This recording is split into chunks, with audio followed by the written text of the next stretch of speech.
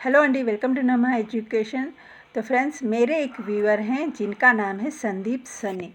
तो सन्नी जी ने मुझे कमेंट किया था कि बरसों को भरोसा को उनके यहाँ भी भरोसा ही कहते हैं तेलुगु में। बिल्कुल सही है। हमारे यहाँ आसपास में जितने भी वर्ड हम लोग बोलते हैं उनका अलग अलग जगहों पे अलग अलग वर्ड यूज़ होता है। जैसे हमारे यहाँ भरोसा के लिए कोई भी भरोसा वर्ड यूज़ नहीं होता करते हैं, हमारे यहाँ नमकम ही वर्ड यूज़ करते हैं। तो हो सकता है कि उनके यहाँ भरोसा वर्ड यूज़ होता होगा। जैसे पास को हम लोग कहते हैं दग्गिरा। हम लोग के लिए पास का वर्ड मीनिंग हुआ दग्गिरा, लेकिन मेरे हस्बैंड के यहाँ दग्गिरा को काड़ा कहते हैं। ठीक है, मेरे हस्बैंड के यहाँ दग्गिरा को काड़ा कहते हैं। जैसे मेरे पास पेन नहीं है तो मेरे हस्बैंड कहते हैं ना काड़ा पेन ले दूँ, ना काड़ा पेन ले दूँ। मेरे लिए बिल्कुल ही नया वर्ड था, क्योंकि हम लोग पास के लिए दग्गिरा वर्ड ही यूज़ करते थे और काड़ा का मतलब हम लोग के लिए डाली होती थी।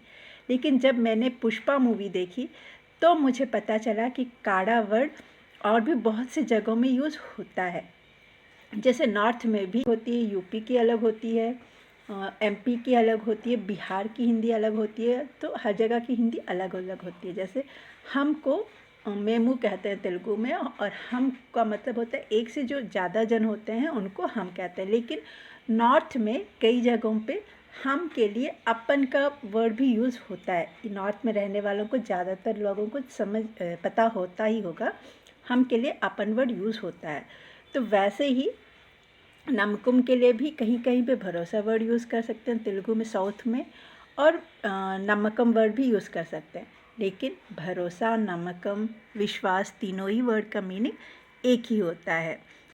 अगर हम बेसिक वर्ड्स जान जाते हैं तो हम एक्सप्रेशन से और सिचुएशन के हिसाब से बात समझने की और बात करने की कोशिश करते रहेंगे तो हम इजीली तेलुगु या हिंदी या कोई भी लैंग्वेज आसानी से सीख पाएंगे। तो सनी जी, मुझे लगता है कि आपका डाउट क्लियर हो गया होगा। तो चलिए हम अपने आज के फर्स्ट सेंटेंस में चलते हैं। और आज का हमारा फर्स्ट सेंटेंस है, काश मैंने तुमसे जैसा कहा तुमने वैसा किया होता। काश बागुन्नू।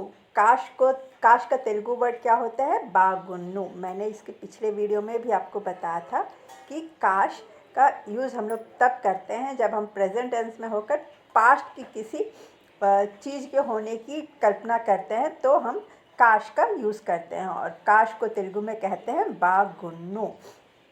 మనం ప్రెజెంట్లో ఉండి పాస్ట్లో ఏదో జరిగిన దాని గురించి ఏదో ఆలోచిస్తుంటాం కదా, ఇలా జరిగితే బాగున్ను, అలా జరిగితే బాగున్ను అని. సో మనం బాగున్ను వర్డ్ మనకి తెలుగులో ఎలాగైతే యూజ్ చేస్తాం అలాగే కాష్ అనే వర్డ్ హిందీలో యూజ్ చేస్తామండి. तो काश मैंने तुमसे, నేను నీతో, तुमसे నీతో, जैसा कहा ఎలా చెప్పానో, जैसा कहा ఎలా చెప్పానో, तुमने నువ్వు, वैसा अला किया होता किया, करना का पास्ट टेंस हुआ किया। तो చేయడం, करना को तेलुगु में कहते हैं చేయడము। करना का पास्ट टेंस हुआ किया और చేయడం का पास्ट टेंस हुआ చేస్తే।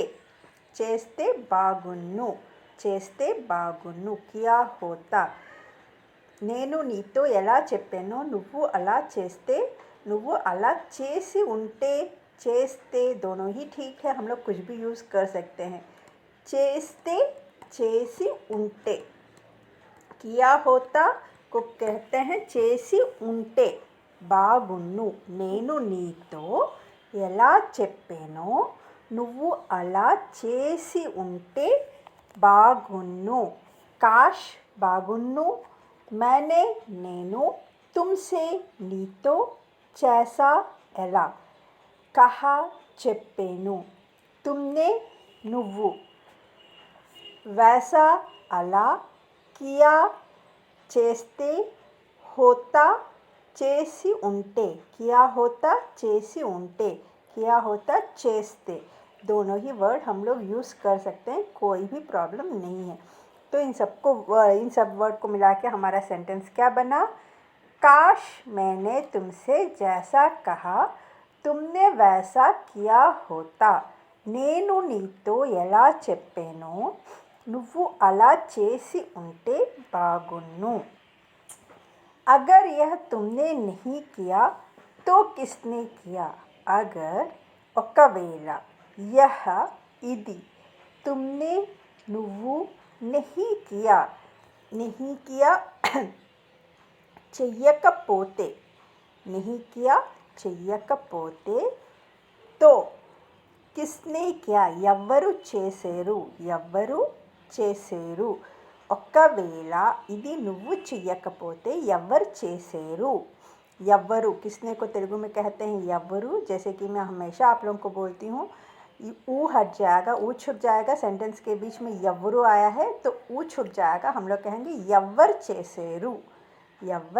చేసేరు ఒకవేళ ఇది నువ్వు చెయ్యకపోతే ఎవ్వరు చేసేరు अगर यह तुमने नहीं किया तो किसने किया अगर ఒకవేళ यह ఇది वह అది यह ఇది वह అది तुमने నువ్వు नहीं किया చెయ్యలేదు